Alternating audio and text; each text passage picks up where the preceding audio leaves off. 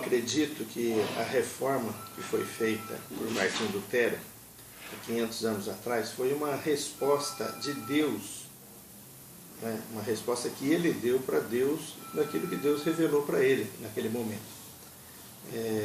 Se nós formos analisar a reforma protestante, havia 5 pilares básicos naquela reforma. Então, somente a Bíblia, somente Cristo, somente a graça, somente a fé, somente a glória de Deus.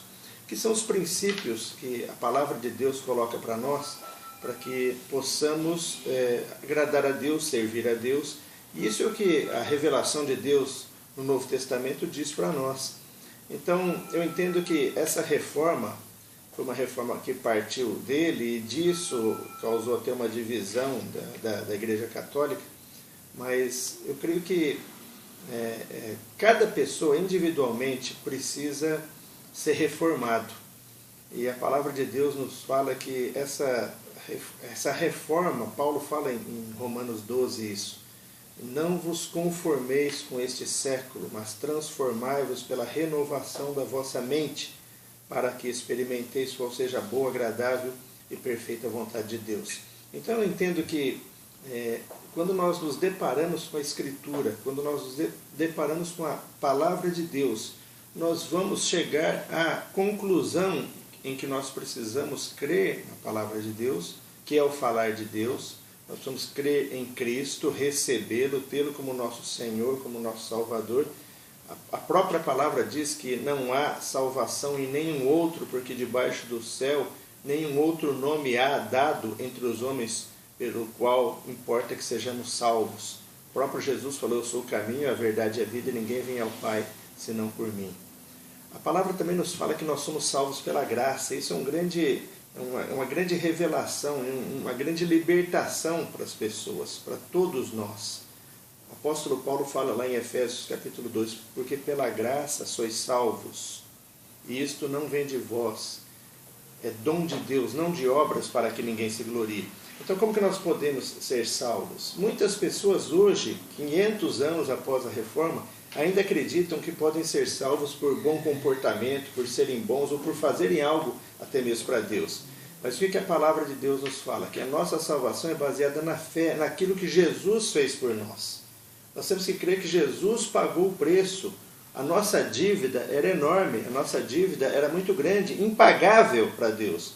Então eu não posso fazer nada para pagar essa dívida, mas Jesus fez algo para pagar. Jesus, o próprio Deus, se fez carne, veio a essa terra, foi até a cruz, derramou seu sangue, e o sangue de Jesus é suficientemente poderoso para nos perdoar os pecados e para nos dar a vida eterna. Então Jesus veio, morreu e ressuscitou para resolver, por um lado, o nosso problema de pecado, por um lado negativo, a nossa dívida ele veio pagar, e por outro lado ele veio dispensar a sua vida. Então quando ele ressuscitou, ele se tornou o Espírito que dá vida, para vir e habitar em todo aquele que nele crê.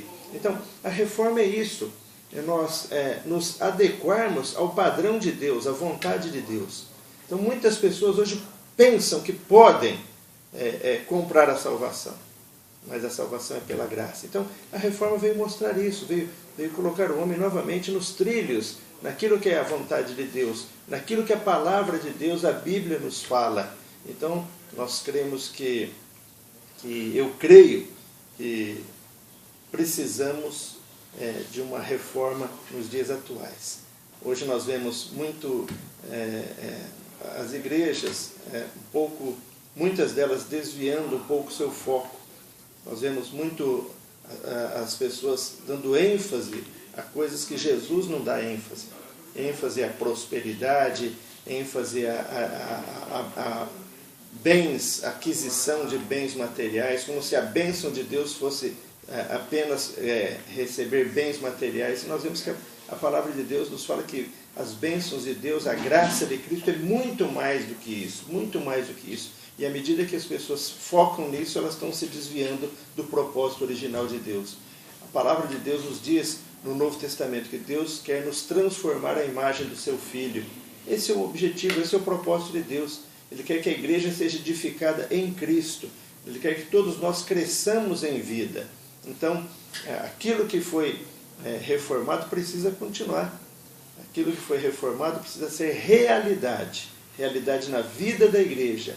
A vida da igreja não é somente ir em reuniões, mas a igreja é o corpo de Cristo, a igreja é a família de Deus, a igreja é o novo homem, a igreja é a noiva de Cristo, a igreja é aquela guerreira nesse mundo para vencer todas as coisas negativas. Então, eu creio que a reforma precisa ser efetivamente aplicada na vida da igreja.